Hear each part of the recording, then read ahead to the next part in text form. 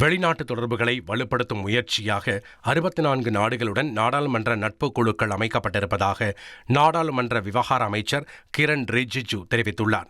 இந்தியாவின் ஆபரேஷன் சிந்து நடவடிக்கையின் போது முக்கிய நாடுகளுக்கு இந்திய நாடாளுமன்ற குழுக்கள் அனுப்பி வைக்கப்பட்டதன் தொடர்ச்சியாக பிரதமர் மோடியின் முன்மொழிவின் பெயரில் இந்த அறிவிப்பு வெளியாகியிருப்பதாக அவர் தெரிவித்துள்ளார்.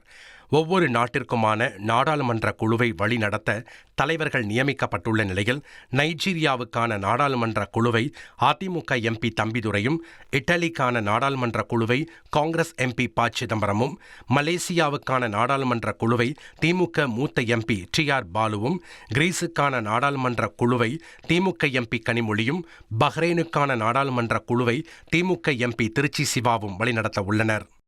1,26,00,000 மனங்களை வென்ற தந்தை டிவி யூடியூப் சேனல். தவிர்க்க முடியாத தம்ப்நெயில்ஸ், கலக்கலான கான்டென்ட்ஸ்.